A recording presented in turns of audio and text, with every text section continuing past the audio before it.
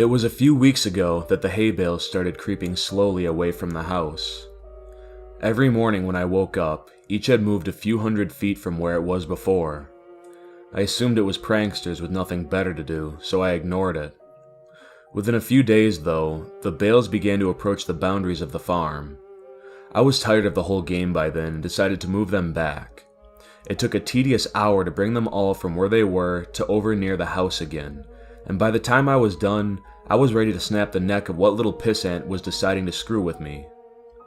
The next morning, I found each and every one of my horses messily decapitated. The smell was what woke me up. Each one was slumped over against the side of its stall. There were no signs of the heads. I spent the rest of the day cleaning up the mess and burying the remains. It was only when I was done that I had noticed that the bales of hay had all returned to the positions from the day before, scattered far out into the fields. This time I left them where they were. That night I sat on my porch with my shotgun in hand and a pot of coffee on the table beside me. I sat for hours straining my eyes into the fields to catch a glimpse of who was moving my hay bales. Finally, I was beginning to nod off, and I would have, but just as my eyes began to close, I heard a clamor and a rustling of the trees from the nearby woods. I leaned forward, my heart racing with excitement. I was finally going to catch the bastard. I fumbled with my gun and fidgeted in my seat, waiting anxiously for whoever it was to get close enough to ambush. It was when the thing got close enough for me to make out its silhouette in the dark that I was frozen still. The thing that crept into my fields from the nearby woods didn't seem to notice me sitting there. It stalked, haunched and deliberate, through the fields with the posture of a tiptoeing thief. If not for the fact it must have towered over 10 feet tall, even in its crouched position, it might have seemed almost frail. The thinness of its arms and legs and the emaciated, caved-in quality of its chest reminded me of a starving animal.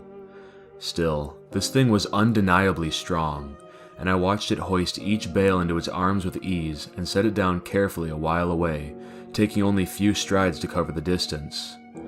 I watched it work, moving each bale thoughtfully.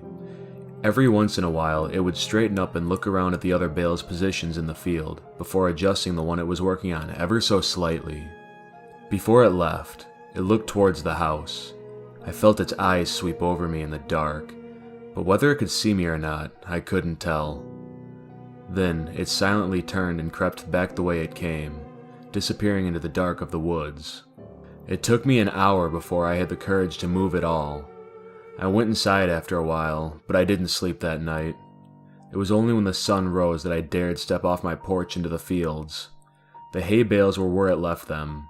Strangely, it didn't move them as far as it had the previous days. They were approaching something invisible in the fields, and as I looked at them, I realized they seemed to be marking some line. Indeed, as I walked around the house, I saw the distinct circle that they formed with me at the center. At first I thought the bales were just haphazardly placed around the house, but now I could see that they were instead being moved towards some boundary. The thing was sending me a message. I slept uneasily that night, and only because I was exhausted.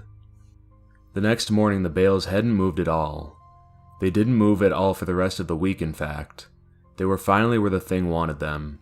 I made myself sick trying to interpret them. Why would this thing expend so much energy on moving the hay bales, and then threaten me with such violence should I try to interfere? Killing my horses was just that, a threat, an intelligent threat at that. It knew what would scare me, and it knew that I would understand the implications. The sound of an automobile working its way along the road to my farm one morning gave me a little rush of excitement.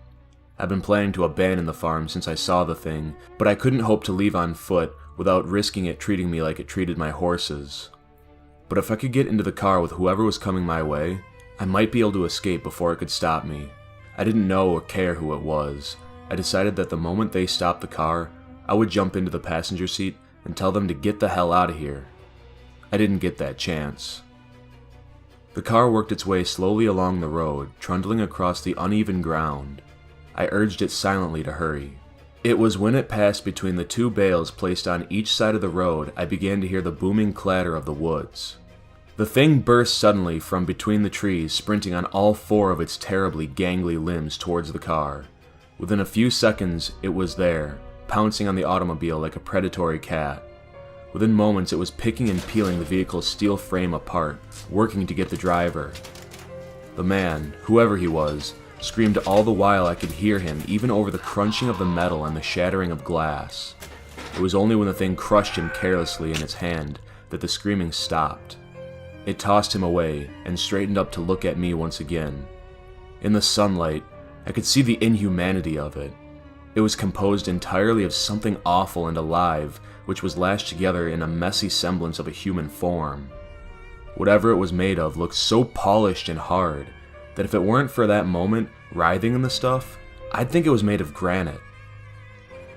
The thing retreated back into the woods, and I was left to my shock.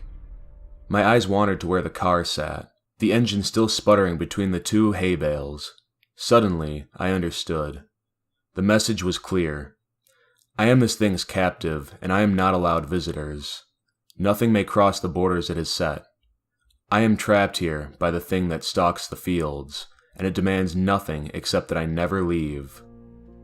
Still, I don't know if I can handle being that thing's canary.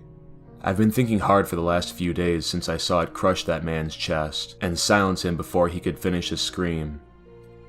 If I crossed the hay bale border, it'd probably do the same. It'd smash my skull before I could put my hands up to protect myself. It'd go and find a new pet, and probably keep looking until it found someone who could stand knowing that it was just waiting just outside, watching at all hours with its shiny insect eyes. I've been thinking hard for the last few days, and I might just make a run for it.